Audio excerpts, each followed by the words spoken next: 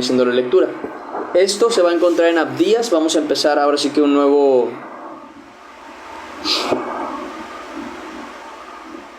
ser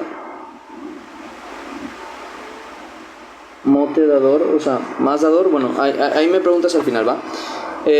Moderador, ya. Bueno, ahorita hablamos de ese tema, ¿va? Sí, yo mote dador, dije, ¿cómo? Pero bueno, ya ahorita lo hablamos, ¿va? Vamos a orar, vamos a agradecer a Dios por este tiempo, que ya viene siendo hora, y comenzamos con lo que viene siendo el libro. Creo que este sí es libro como tal, de Abdías, que es un... bueno, ya les explicaré el contexto. Vamos a orar. Señor, Dios Todopoderoso, hoy nos das el honor de empezar un nuevo libro de la Escritura, Señor. Para los que han estado aquí, Padre, cada día los vas haciendo avanzar en la Escritura, de poco en poco, pero los vas haciendo avanzar y sabemos, Señor, que todo esto ha sido de bendición para cada uno de nosotros y que nos has hecho crecer en la verdad. Y, Señor, así como nos has hecho crecer en el conocimiento, también haznos crecer en la actividad, Señor, que actuemos conforme a tu voluntad, no solo sabiéndola, sino también haciéndola. Todo basado en la verdad que es tuya, Señor, que es Jesucristo, en el amor tuyo, Señor, Padre, en tu amor.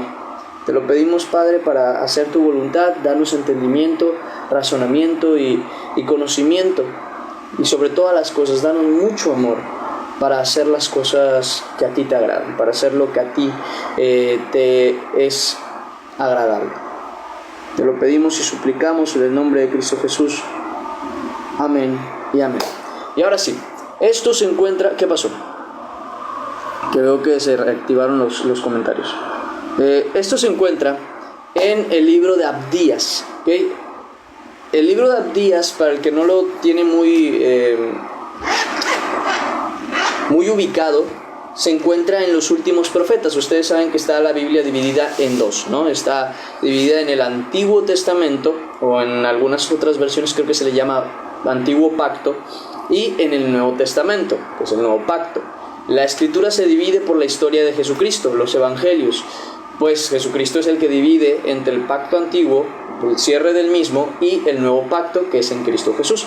Entonces, la Biblia se divide así, en los dos, Antiguo y Nuevo Pacto, Antiguo y Nuevo Testamento también. En el Antiguo Testamento es donde se encuentra justamente el libro de Abdías, muy cercano al Nuevo Testamento, o sea, se encuentra en los últimos profetas, por llamarlo así, porque ya en lo último, después de los libros grandes como los vendría siendo Isaías, Jeremías y Ezequiel, entonces ya entran los profetas que se les llama también los profetas menores. Empezamos con lo que viene siendo, si no me equivoco, Daniel, o creo que Daniel viene después, pero está también Jonás, Daniel, Oseas, Malaquías, Zacarías, y entre esos está justamente Abdías. Miren, si después de Ezequiel sigue Daniel, que sería de los profetas menores como más conocido. No sé si entraría en los profetas menores, pero entraría ahí. Y luego Oseas, que es uno de los libritos también más largos de entre los conocidos profetas menores. Luego sigue Joel. Luego sigue Amós, y si no me equivoco, después de Amós justamente sigue... miren, después de Amós, sigue Abdías. Abdías es un libro exageradamente pequeño, no nos va a llevar mucho tiempo, por eso es que también vamos a seguir con lo que viene siendo el libro de Reyes. Si se dan cuenta, es esto, y se acabó. O sea, es nada lo que vamos a estar viendo del libro de Abdías. Ahora les voy a dar un contexto un poquito sobre el tema de Abdías. Abdías, según tengo entendido, está dividido en dos partes, pero ya las iremos viendo conforme las vamos leyendo. Pero la primera parte, que es la que vamos a empezar a analizar, tiene un contexto interesante. Resulta ser que cuando Israel fue invadido por Babilonia, algunos han de conocer esta historia, Israel es invadido por Babilonia a causa de los pecados mismos de Israel. Dios permite que Babilonia, pues ahora sí que gobierne sobre ellos. Y esto lo vemos en Jeremías, lo vemos en Isaías, lo vemos en los últimos profetas principalmente. Pues resulta que después de que sucede esto, en el mismo acontecimiento, el pueblo de Edom, que es también descendiente de Abraham, se pone en contra de Israel, y juntamente con la gente que atacó a Israel, los de Babilonia, también Edom entra al pueblo de Israel cuando está siendo atacado y roba y saquea, e incluso no me acuerdo si llevaron cautivos también. Entonces, como quien dice, se aprovechó del problema o de la dificultad que estaban viviendo en Israel. Y no sé si recuerdan, pero podemos ir a la escritura, todos los que venían siendo descendientes de Abraham, Dios les dijo desde el principio: no vayan y peleen contra ellos porque son sus hermanos prácticamente. Como son descendencia también de Abraham, decía: yo les he dejado esta tierra para que ellos estén en ella, es mi heredad hacia ellos. ¿Por qué? Porque son hijos de Abraham. Bueno, pues Edom pierde este amor de hermanos y se pone en contra de Israel. Entonces Dios mismo habla juicio contra ellos, y bueno, el juicio viene contra ellos, y es exactamente lo que empieza a describir aquí Abdías, donde empieza a explicar un poquito el tema de Edom, y cómo esto es un reflejo de lo que va a suceder contra todas las naciones en el juicio final. Ahora, ya conociendo ese contexto, podemos empezar a leer el libro de Abdías. Dice de la siguiente manera, capítulo 1, versículo 1. Visión de Abdías. Jehová, el Señor, ha dicho así. Y esta primera parte me quiero detener ahí antes de avanzar un poquito más, porque es bien importante. Todos los profetas hablan profecía de parte de Dios. Esto ya lo he hablado anteriormente, que los dones espirituales no son dones nuestros, o sea, no son dones que funcionan sin la decisión de Dios. Tú no puedes, el que tiene don de sanidad no sana al que él quiere, sana al que Dios quiere sanar.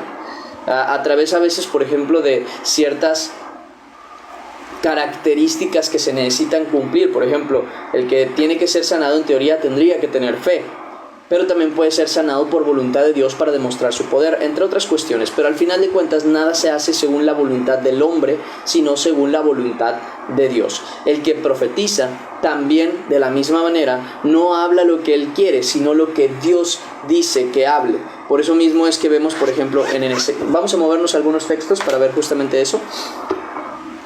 En Ezequiel, capítulo 12, versículo 1, de ello dice... versículo 1, vino a mí palabra de Jehová diciendo, o sea, él hablaba conforme a las palabras de Jehová. Amós capítulo 1, también Amós es de los últimos, es justamente el que está antes de Abdías, curiosamente. También en Amós capítulo 1, versículo 1, inicia ese libro diciendo de la siguiente manera, aquí está,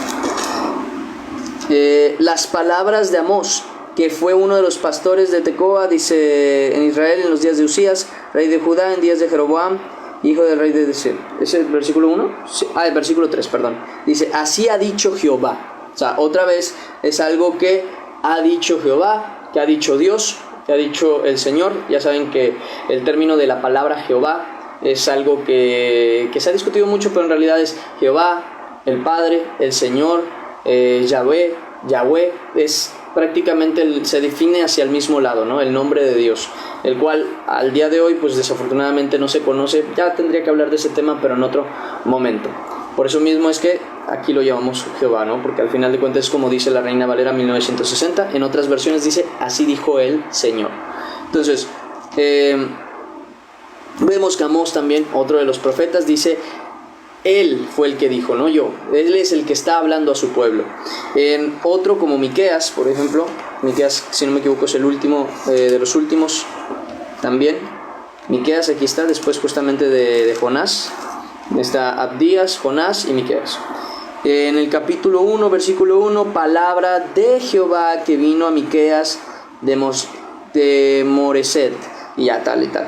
O sea, es la palabra de Dios. Y por último, el último que tendríamos que ver nada más para mencionarlo, Zacarías, capítulo 1, versículo 1 también.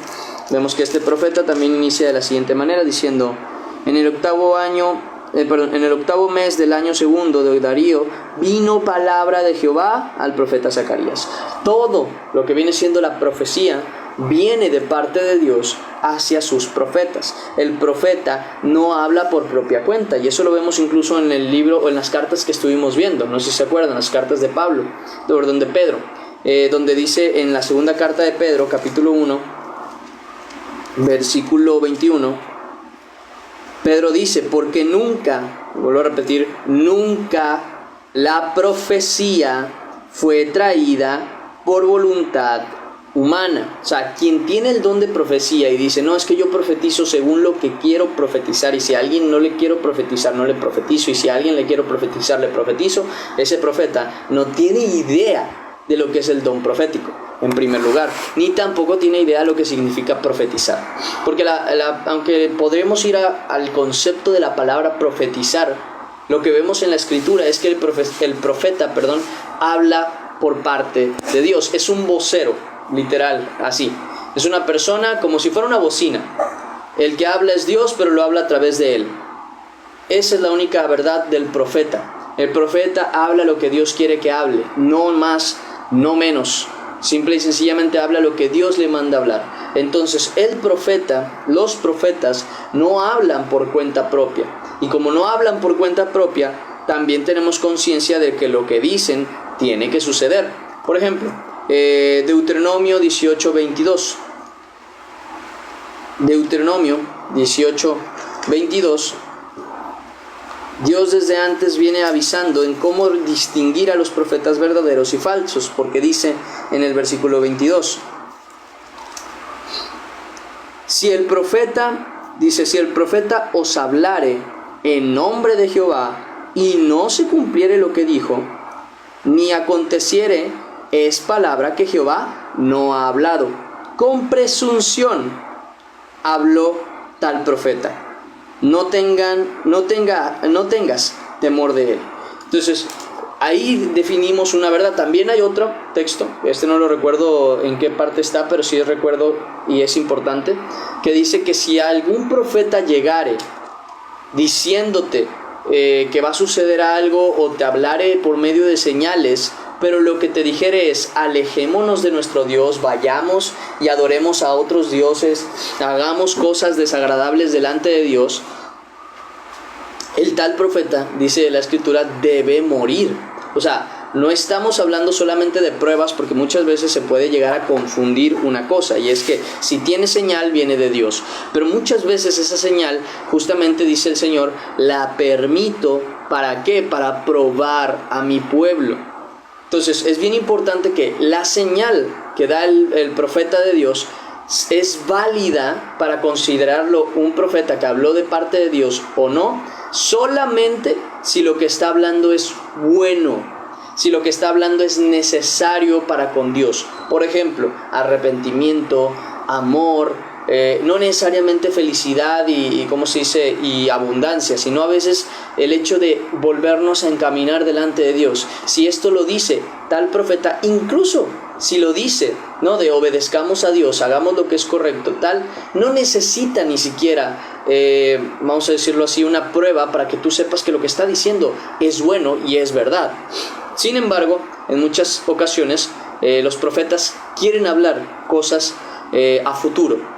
Y si esas cosas se cumplen, viene de Dios. Pero un profeta que habla por su propia cuenta, que no viene de Dios, simplemente no se va a cumplir, porque con presunción ha hablado tal profeta. Una cosa es advertencia que puede venir de parte de Dios, no necesariamente es una situación a suceder, que te puede decir: cambia esto, mira esto, analiza esto, cambia tu vida. Y otra es muy diferente cuando ya te dicen: si no haces esto, va a suceder esto y esto y esto y aquello. Y si tal cosa sucede, ciertamente venía de Dios. Solamente, vuelvo a repetir, si lo que está diciendo tal profeta es válido conforme a la verdad. Por eso es bien importante que ustedes conozcan la Escritura, porque aquí está la profecía más segura. Y si alguien llega y dice: yo soy profeta del Señor y por eso te puedo decir que te va a suceder esto mañana, y cuando suceda ve y agradécele a la Virgencita, desde ese instante ya sabes que aunque suceda lo que dijo que iba a suceder, no es de Dios. Dios lo ha permitido, ¿para qué? Para probarte. porque al único al que se tiene que adorar y agradecer es a Dios. ¿Okay? Yo no estoy hablando del término de que si la Virgen existió, de que si fue, no. Estoy hablando de adoración, servicio, amor a Dios. Y eso simple y sencillamente es para Dios. Y se acabó. Se acabó, no hay más. Si algún profeta, aún con verdad, aún con palabra y poder, llega a hablarte para que te alejes de Dios y te acerques a cualquier otro santo, ídolo o Dios, ese profeta es falso. Así veas señales, así veas que sana gente, así veas, eso es algo que Dios ha permitido para probar el corazón de su pueblo, porque vuelvo a lo mismo que les he dicho antes, el pueblo sin conocimiento se pierde. Justamente es lo que decía Oseas, ¿no? En el capítulo 4, versículo 6, si no me equivoco. Oseas está por aquí, si quieren. Oseas capítulo 4, versículo 6. Mi pueblo fue destruido porque le faltó conocimiento. Entonces, solamente mientras la profecía vaya acorde a la verdad, al arrepentimiento, a la genuina entrega y humildad y humillación delante de Dios, y que no vaya en contra de la verdad, de la palabra, entonces podemos definir que realmente tal profeta viene de Dios. Como los que dicen, por ejemplo, porque hay muchos que dicen, no, es que si tú no guardas esto, si tú no guardas aquello, si tú no haces esto, si tú no haces aquello, no puedes ser salvo. Y la única verdad que tenemos en conciencia es que esas cosas buenas las hacemos como consecuencia de que ya somos salvos. La salvación viene de Cristo y por medio de la fe. Es de gracia, no por obras. Así que si alguien llega predicando un evangelio diferente, también el tal, aunque tenga prueba y señal, es falso profeta. ¿Okay? Ahora bien, también definiendo esto, vemos lo que Dios le dice a los falsos profetas. Ezequiel capítulo 13, versículo 2, empieza hablando a los profetas, ¿no? Y dice de la siguiente manera: Hijo de hombre, profetiza contra los profetas de Israel, que profetizan, y di, a los que profetizan de su propio corazón, oíd palabra de Jehová. Así ha dicho Jehová, el Señor. Me voy a detener aquí. Fíjense qué tan importante es no irse por la idea de siento en el corazón. Cuidado.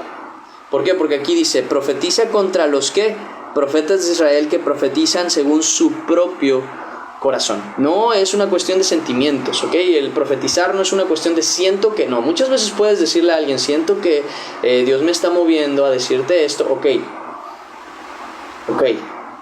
Pero afirmar, Dios me está diciendo esto porque me lo puso en el corazón, es peligroso. Si quieres comprobar que algo Dios te está pidiendo, pídele prueba. No dudes en pedirle prueba. ¿Por qué? Porque no es que quieras desobedecer, es que no te quieres equivocar. Porque el que profetiza lo que Dios no dijo, pues acarrea afrenta al final de cuentas. Entonces es bien importante que siempre tengan ahí como la seguridad de decirle, Señor, mira, si tengo que decirle esto a esta persona, que él me hable, por ejemplo, y toque el tema, y entonces yo le diré, porque ya sabré que yo no soy quien lo está buscando, tú viniste, tú hiciste que viniera, que me dijera, y entonces ahora yo tengo entrada para decir lo que tú me dijiste que le dijera. Es mejor a simplemente decir siento, porque es bien engañoso el corazón, bien engañoso. Dice, de los profetas que profetizan su propio corazón, oíd palabra de Jehová. Así ha dicho Jehová, el Señor. Ay de los profetas insensatos. O sea, no está hablando de malos, o sea, profetas que no tienen conciencia, que actúan sin prudencia. Dice, ay de los profetas insensatos que andan en pos de su propio espíritu y nada han visto. Como zorras en los desiertos fueron tus profetas, oh Israel. No habéis subido a las brechas, ni habéis edificado un muro alrededor de la casa de Israel, para que resista firme en la batalla en el día de Jehová. Vinieron vanidad y adivinación mentirosa. Dicen, ha dicho Jehová, y Jehová no los envió. Con todo, esperan que Él confirme la palabra de ellos. Y esto nos enseña una verdad que tienen que tener bien en cuenta, porque luego yo creo que es malas enseñanzas principalmente. Luego te dicen, no, declara lo que tú quieres que suceda. Espérate, que si tú dices lo que Dios no te ha mandado a decir y luego quieres que Dios lo confirme, cuidado, porque luego metemos el pretexto de la fe, ¿no? De que yo lo hablé con fe. No, espérate, si Dios no te envió, no profetices, no hables, no digas que va a suceder. Mejor pedirle a Dios, a decir, porque una cosa es decir y otra es pedir. Señor, por favor sana al enfermo, y otra cosa es te vas a sanar dentro de una semana. Si Dios no ha hablado, cuidado, no hables. Es que yo lo dije con fe. No es lo que te está pidiendo Dios. Pídele con fe, no digas con fe, porque si hablas con fe, el problema no es que hables con fe, es que el problema es que estás hablando según tu propio corazón y tu propio espíritu. ¿Cómo sabes qué es lo que Dios quiere hacer? Por eso es la petición, porque no sabemos si Dios lo quiere hacer, pero nosotros sí lo necesitamos, lo queremos, lo deseamos. Y entonces rogamos a Dios que Él también nos permita tal situación. Por lo mismo, vuelvo al mismo caso, es importante entender esta palabra, porque dice, ellos dicen, ha dicho Jehová, y Jehová no los envió. Con todo, o sea, todavía para acabarla que están diciendo eso, dice, esperan que Él confirme la palabra de ellos. Y luego dice, ¿no habéis visto visión vana? O sea, falsa, sin valor. Dice, ¿no habéis dicho adivinación mentirosa? Pues ¿qué decís? Dijo Jehová, no habiendo yo hablado. Dice, por tanto, así ha dicho Jehová el Señor, por cuanto vosotros habéis hablado vanidad y habéis visto mentira, por tanto he aquí yo estoy contra vosotros, dice Jehová el Señor. Así que mucho cuidado al hablar insensatamente lo que dice. No, yo sé que esto lo dice el Señor. No, si la Escritura no lo dice, no lo dice el Señor. Y si te lo está diciendo a ti, confirma que te lo está diciendo el Señor. Más vale prevenir que lamentar. Y cuando Dios te confirme que te está diciendo algo, dilo. ¿Okay? No es momento para quedarse quieto y decir, bueno, ¿sabes qué? No voy a decir nada, porque no funciona así. Es más, ahorita estaba leyendo Ezequiel justamente, y yo creo que por algo me tocó leer estas partes de la Escritura. En el capítulo 3, dice, versículo...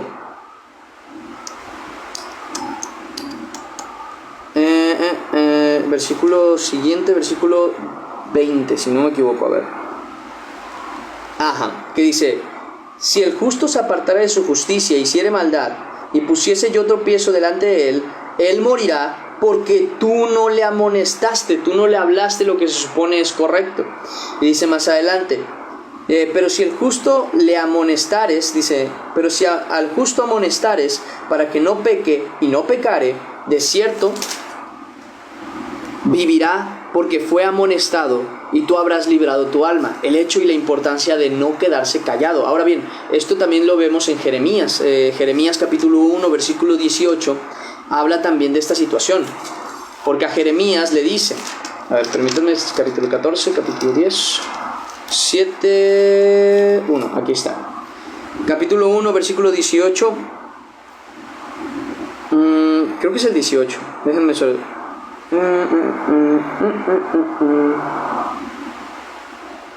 Dice, la verdad que...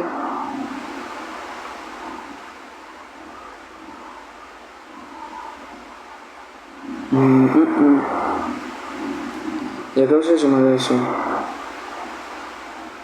Sí, en el 17, es en el 17. Dice, Jeremías capítulo 1, versículo 17, dice, tú pues, ciñe tus lomos, levántate y háblales todo cuanto te mandé. O sea, cuando sabes que la palabra viene de Dios, no puedes quedarte callado. Dice, tú pues, ciñe tus lomos, levántate y háblales tanto cuanto te mandé. No temas delante de ellos, para que no te haga yo quebrantar delante de ellos. Es una cuestión de hablar sin temor también. ¿Por qué? Para que no te haga quebrantar, dice el Señor, yo delante de ellos. He ahí la importancia de hablar, y todavía con seguridad, sobre la palabra de Dios, sobre lo que es genuino, lo que es verdadero, lo que sabes que viene de Dios. Cuando no sabes que viene de Dios, mira, mejor preguntarle. Créeme, tenemos un Dios vivo, no es un Dios imaginario, ni mucho menos inactivo, dormido, no. Es un Dios vivo. Entonces te escucha, y claro que si quiere confirmar su palabra, la confirma. No duden en preguntar. Más vale prevenir que lamentar, al final de cuentas. Entonces, ahí ya vimos varias características. Una, la profecía no puede venir del hombre. No puedes decir, yo tengo el don de profecía y por eso quiero profetizarle a mi mamá, a mi papá. O la clásica, ¿no? La clásica, tengo voz de profeta. No, los profetas no tienen voz de profeta. Los profetas hablan lo que Dios dice y se acabó. No es que tengan voz de profeta, como si lo que ellos dijeran fuera a suceder.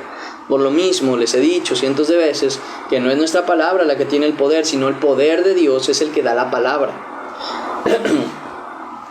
Por lo mismo, en primer lugar, nadie tiene voz de profeta. Hay gente muy capaz de entender lo que va a suceder por causa de lo que está viendo. Sin embargo, vuelvo a decir que solamente cuando viene de Dios se puede hablar profecía. Cuando no viene de Dios, no estás hablando profecía. Como mucho estás adivinando, pero no estás hablando profecía. La profecía solamente puede venir de Dios. Solamente. Hablar la palabra que Dios te habló, eso es profecía. Y se tiene que cumplir, porque viene de Dios. No puede pasar desapercibido en el término de cumplirse o no. Y también, si Dios te lo habló y ya te lo confirmó y te aseguró que es Él el que ha hablado, pues te toca hablar. Yo dando mi ejemplo, ¿no? De cuando a mí me tocó predicar algo que pues, obviamente me perjudicó en la iglesia, fue algo que yo sabía que me podía perjudicar, pero que tuve que hablar. ¿Por qué? Porque ya Dios me había confirmado que lo tenía que hablar. Era una necesidad hablarlo porque ya me lo había dicho. No podía yo simplemente quedarme callado. ¿Por qué? Porque prefiero, y creo que todos deberíamos preferir lo mismo, quedar bien con Dios, aunque quedemos mal con todos los demás, con cualquier otra persona. Es primero quedar bien con Dios. Entonces vemos que el profeta, primero que nada, tiene que venir la profecía sí o sí de Dios. No puede ser una palabra que salió de mi corazón, no puede ser una palabra que salió de mi mente, no puede ser una palabra que yo pienso que le conviene, que no le conviene, que yo le quiero profetizar para bien. No es lo que queremos hablar, es lo que Dios habla. Eso es profecía. Y segunda, que cuando la profecía viene de Dios, tiene que venir acorde a la verdad. Tiene que venir acorde a la verdad, no a lo contrario. Y si es así, también por lo mismo, tiene que cumplirse. Y si tiene que cumplirse, también tenemos conciencia de que el que no lo hace, el que habla por su propia cuenta, delante de Dios, tiene maldición. Así que cuidado con lo que hablamos, cuidado con lo que decimos, que incluso Dios nos dice. Siguiente versículo, versículo 2. Dice, he aquí, pequeño te he hecho entre las naciones. Me estoy brincando demasiado. Es cierto que me quedé a medias del capítulo 1. Del versículo 1. Dice, visión de Abdías. Jehová el Señor ha dicho así, ahora sí, en cuanto a Edom. Hemos oído el pregón de Jehová, y mensajero ha sido enviado a las naciones. Levantaos y levantémonos contra este pueblo en batalla. ¿Se acuerdan que les dije del contexto, no? De que esto era contra Edom a causa de a causa de lo que había hecho contra Israel. Y dice, he aquí, pequeño te he hecho entre las naciones, estás abatido en gran manera. Esto es lo que ya le había sucedido a Edom. La soberbia de tu corazón te ha engañado. Tú que moras, en las hendiduras de las peñas, en tu altísima morada, que dices en tu corazón, ¿quién me derribará a tierra? Si te remontares como águila, y aunque entre las estrellas pusieses tu nido, de ahí te derribaré, dice Jehová. Y ahí me voy a detener un segundo para afirmar esta cuestión, para afirmar esta verdad que dice desde el versículo 3, la soberbia de tu corazón te ha engañado. Esto es algo que tenemos que entender todos. Y yo quisiera dejar 2 puntos en claro, pero los quiero dejar al final. Número 1, y esto es lo que vamos a tocar primero. Dios aborrece la soberbia. No le gusta para nada la gente altiva, egocéntrica, egoísta, la gente que incluso tiene orgullo. ¿Okay? Que luego las cosas nos pegan cuando nos las dicen, cuando nos aclaran que estamos mal. Uno de los motivos por los que la gente no quiere recibir reprensión no es porque no estén mal, es porque sabiendo que están mal, tienen un orgullo tan grande que cuando alguien, sea menor de edad, sea mayor que su edad, sea de un estatus similar al de él, haya vivido o no exactamente lo mismo que él, nunca le va a gustar que lo corrijan, porque siempre va a encontrar un pretexto para ponerse moralmente por encima. Es que lo que me dijo está mal, yo estoy mejor. O incluso en su defecto, es que él es pequeño, él no entiende lo que un adulto entiende. O es que él es demasiado grande, no entiende lo que un joven siente. O incluso, en muchas ocasiones dice, no, es que él no ha vivido lo que yo he vivido, ¿cómo me viene a aconsejar? Eso es orgullo y soberbia. Y ese orgullo y soberbia no le agrada a Dios. Y no está para con los soberbios ni con los orgullosos. Dios no está para con ellos. Por eso mismo es que la Escritura dice de la siguiente manera. En Mateo capítulo 23, versículo 12. Mateo 23, versículo 12. Ese es 26, 25, 23. Versículo 12 dice: porque el que se enaltece, el que se pone por encima, dice, será humillado. Y el que se humilla será enaltecido. Y también lo vemos en Salmos. Salmo capítulo 138. Salmo 138. 130, 138. 138, versículo 6. Dice, porque Jehová es excelso y atiende al humilde, mas al altivo mira de lejos. Dios no está con los altivos, pero sí quiero dejar aquí un punto en claro. Humildad o humillarse es delante de Dios. ¿Quiere decir que nos vamos a mostrar altivos delante de la gente, pero de Dios humildes? No.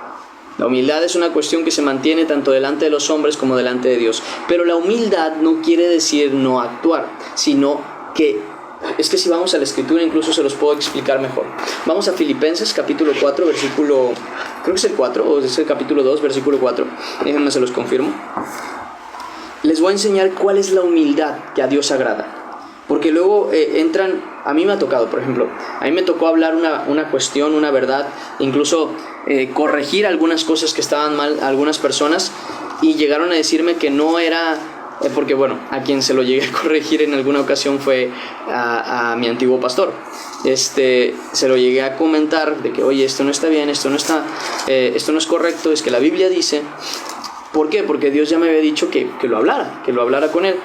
Entonces, ¿qué es lo que pasa aquí? Que a mí me llegaron a tachar de arrogante. ¿Por qué? Por tratar de corregir al pastor, como si, vuelvo a lo mismo, como si Dios hiciera acepción de personas y algunos tienen un mayor rango al que no le puedes ni corregir, cuando nada que ver. ¿Okay? Que la Escritura nos muestra incluso lo contrario. Pedro, siendo el líder de los apóstoles, fue corregido por Pablo, uno que ni siquiera caminó juntamente con Cristo. Y así, es una realidad que se tiene que entender, que la corrección en primera, no es una cuestión de enaltecerse, sino de humillarse al obedecer a Dios en lo que tienes que hacer. Y esto es a lo que quiero llegar. Si vamos a Filipenses, ¿Filipenses está después? Sí. Capítulo 4, déjenme se los confirmo. No, es el capítulo 2, versículo 4. Ajá. Desde el versículo 5, desde el versículo 5. Filipenses capítulo 2, versículo 5. He aquí la verdadera humildad y humillación. Haya pues en vosotros este sentir que hubo también en Cristo Jesús, el cual siendo en forma de Dios, no estimó el ser igual a Dios como cosa a que aferrarse, sino que se despojó a sí mismo, tomando forma de siervo como, dice, hecho semejante a los hombres, y estando en la condición de hombre, aquí está, se humilló a sí mismo. ¿Cómo te humillas? ¿Cómo te vuelves humilde delante de Dios? Aquí lo dice, se humilló a sí mismo, haciéndose obediente hasta la muerte y muerte de cruz. La humillación delante de Dios se traduce en la obediencia. No es una cuestión de actitud, que sí, obviamente tienes que evitar ser prepotente, en algún momento levantarte, alzar la voz, ponerte sobre la autoridad, pero la obediencia es lo que muestra verdaderamente la humildad. La gente tiene tan mal el concepto de humildad que piensa que si una persona camina así, es humilde, y si una persona camina recto, es egocéntrico, altivo, cuando nada que ver. La humildad delante de Dios es una cuestión de obediencia. Tú puedes caminar recto, erguido, con la mirada arriba, pero cuando vas caminando, cuando vas en tu vida, cuando estás tú en las cuestiones, a tu autoridad la respetas, a los mayores los respetas, a los niños los respetas, y a la autoridad la obedeces. A Dios, que es la mayor autoridad, la obedeces a pesar de las consecuencias. Eso es humildad. La obediencia a Dios a pesar de las consecuencias. Y a ese humilde es al que Dios enaltece. A Jesús dice que se humilló hasta la muerte y muerte de cruz, y dice, por eso lo alzó hasta lo sumo. Con nosotros pasa exactamente igual. Cuando nosotros decidimos obedecer a Dios, ellos nos pueden llamar prepotentes por tratar de hacer lo correcto, y créanme, sé que parece hasta absurdo, pero es verdad, y pasa, y me ha pasado más de una vez, que por querer hacer lo que considero, y según la misma escritura es correcto, o incluso lo que Dios me ha mandado hacer, uno es tachado de prepotente. Pero en realidad eso no es la prepotencia, ni tampoco la falta de humildad. La humildad sería incluso falta de humildad decirle a Dios, no Señor, no le voy a decir eso porque va a salir mal. ¿Tú quién eres para negarte a lo que Dios ya te ha mandado? Nadie. Sé humilde, humíllate en obediencia. Si la escritura dice, haz esto, no lo hagas, haz esto, no lo hagas, y Dios dice, esto es lo que se debe hacer y esto no, la humildad verdadera delante de Dios es hacerse obediente. Primeramente a Dios, pero también a las autoridades puestas por Dios. Esa cuestión es importante, muy importante, porque a veces cuesta entenderlo, porque tratamos de ver las cosas con una visión humana, con la manera en la que estamos acostumbrados que es algo. Incluso lo hemos hablado en cuanto al término del servicio, como el servicio delante de Dios y delante de la gente es diferente, porque delante de Dios es ser el que sirve a todos es el primero, y el que es servido por todos es el último prácticamente. El que está por encima de todos humanamente hablando es el último delante de Dios, y el que está en último lugar para la humanidad, que es el de servidumbre, el que sirve, ese es el primero para Dios en su congregación. Entonces eso es un concepto que es totalmente diferente en el reino de Dios, en la verdad de Cristo, a lo que es en el mundo. También el amor, esto ya lo hemos hablado, como el amor en el mundo se define incorrectamente, mientras que el amor en Cristo es algo que no va a cometer pecado. Incluso se los di con un ejemplo, que el que dice amar mucho a su mujer, para ser más exactos, el muchacho o la muchacha que dice amar mucho a su pareja, los que no están casados, que dicen amar mucho a su pareja, pecan. Tienen relaciones, se besan, tienen ciertas, ¿cómo se dice? Ciertos comportamientos que terminan afectando a su vida, porque terminan pecando ya sea físicamente o espiritualmente en su mente. Y dicen, no, es que no puedo soportarlo porque la amo tanto. No es cierto, la deseas, lo deseas, no la amas, porque el amor de Cristo, y esto lo podemos ver ahí, no hace nada indebido. 1 Corintios capítulo 14, versículo 4 al 8 define el amor. para que lo puedan revisar. Y es importante, ¿es el 14 o el 13? Bueno, ya lo he revisado.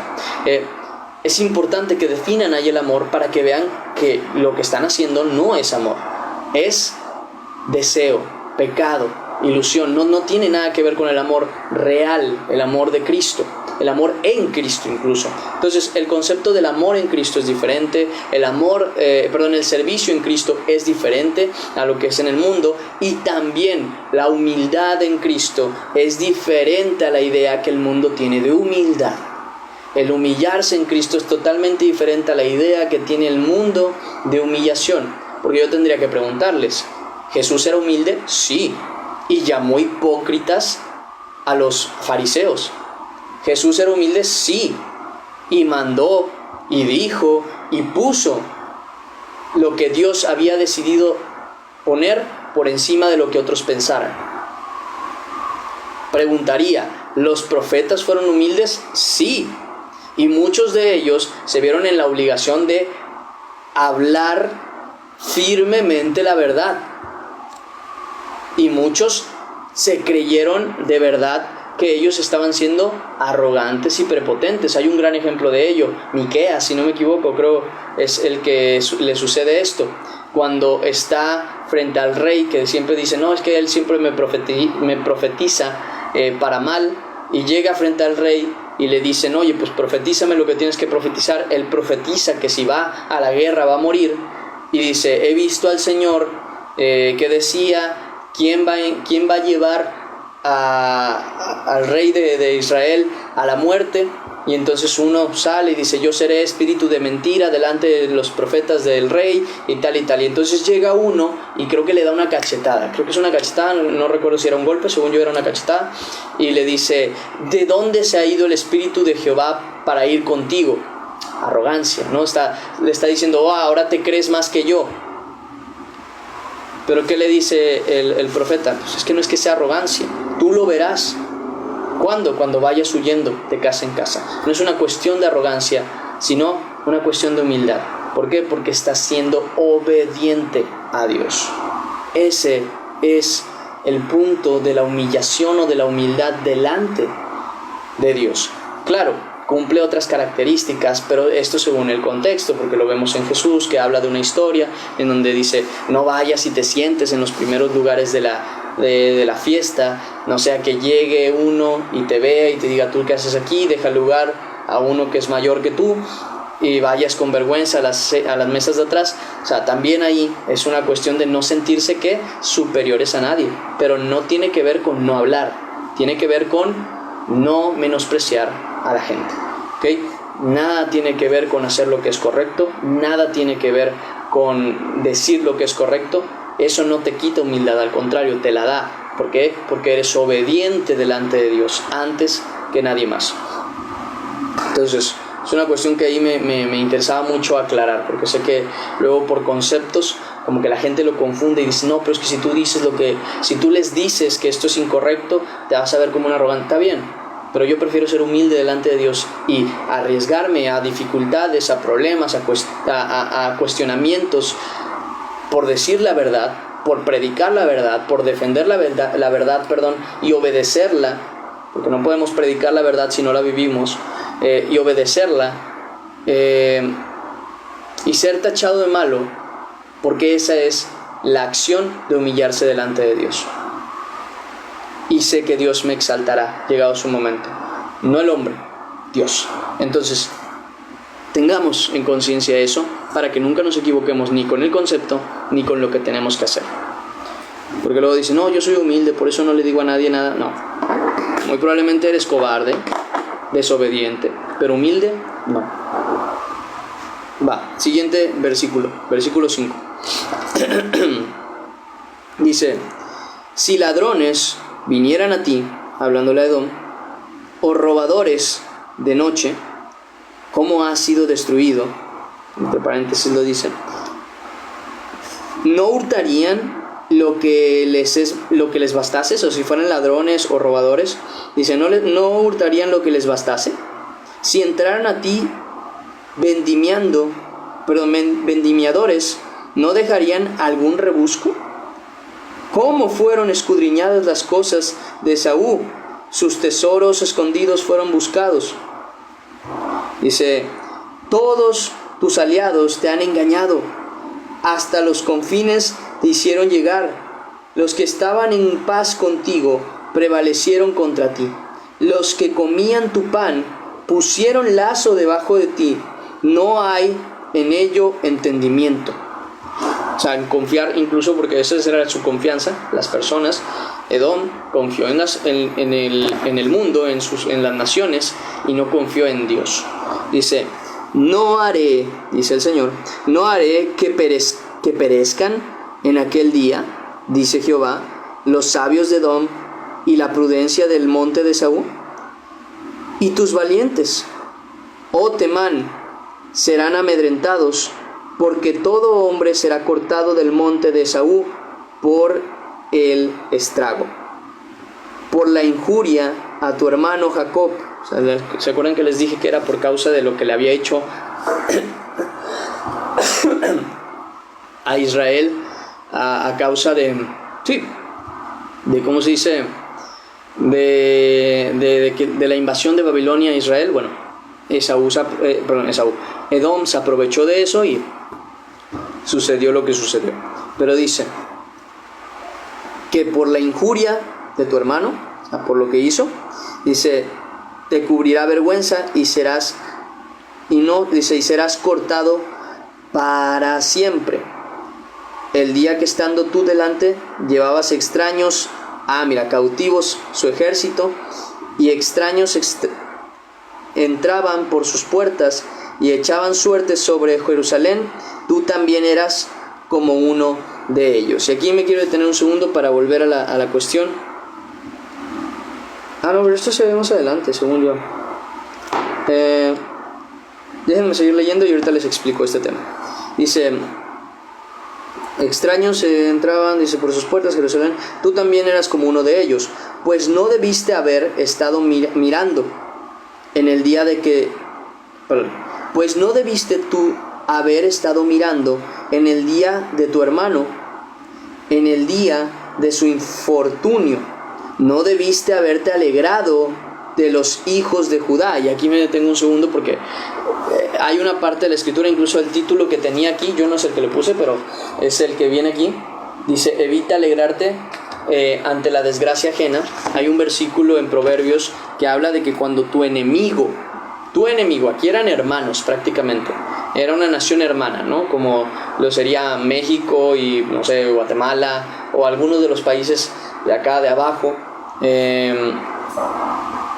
Somos países hermanos, al final de cuentas, casi que tenemos una descendencia muy similar. No deberíamos alegrarnos porque les vaya mal, en primer lugar. Pero si la escritura dice que no te alegres ni cuando tu enemigo le viniese el mal, o sea, tú puedes estar pidiendo justicia, pero cuando les viene el mal, tú no te puedes alegrar de ¡sí!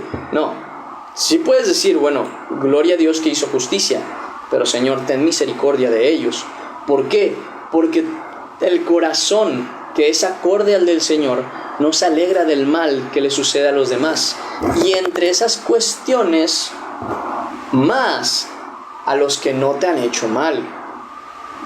Y aún más a los que tienen algo en común contigo, ¿no?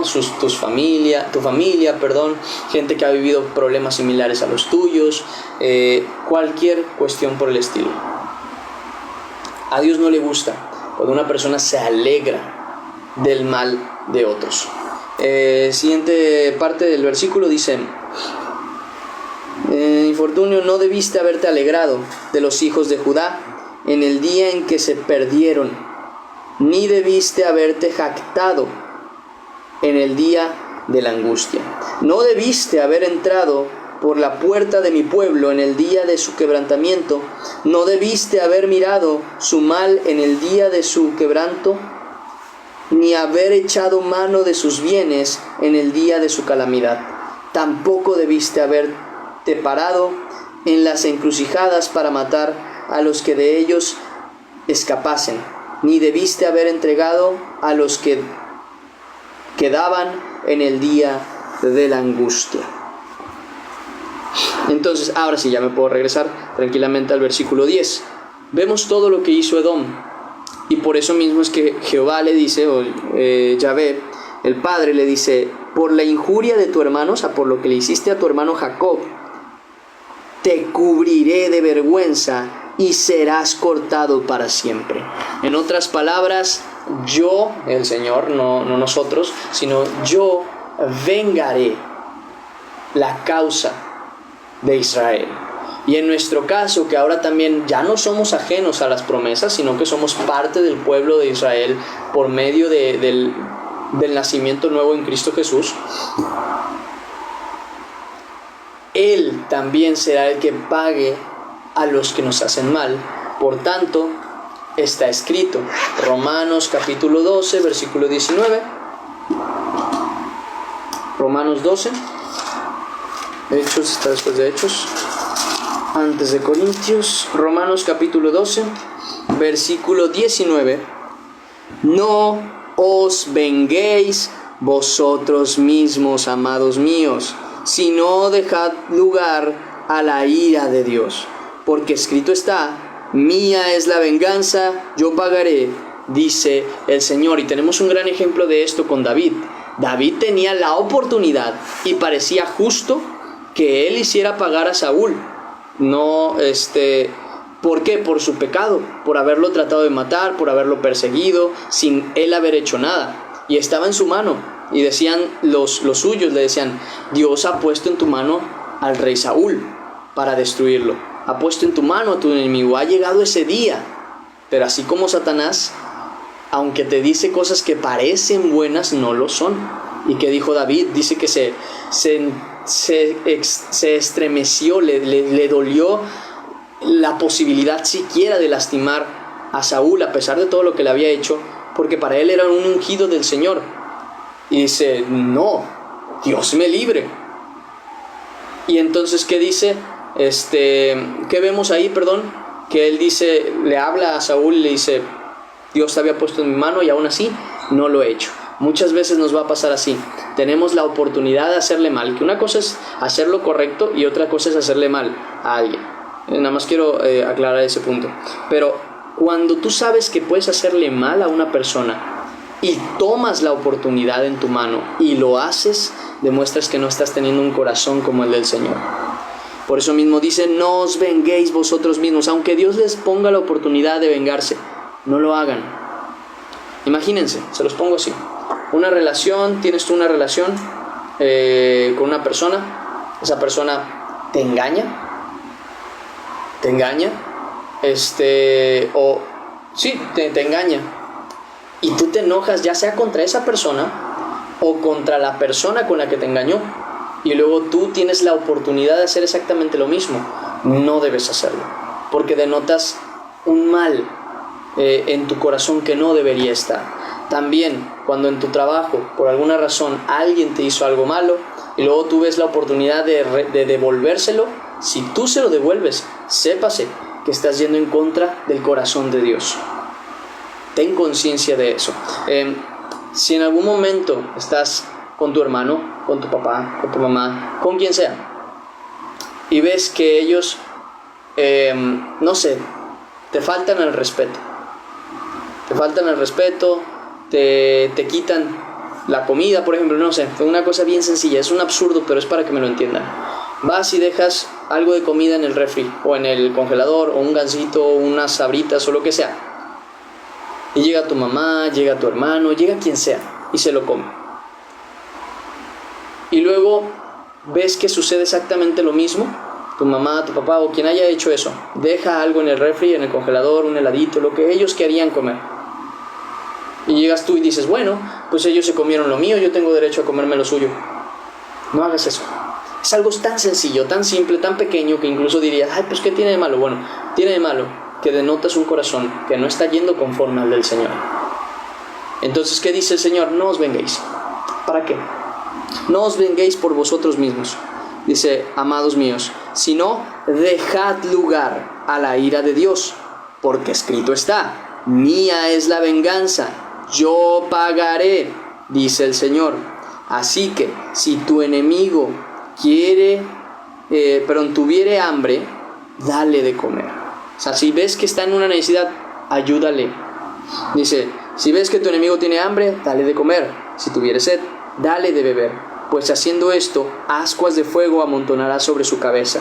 No seas vencido de lo malo, sino vence con el bien el mal. Y ahora sí, ahí terminamos el devocional del día de hoy.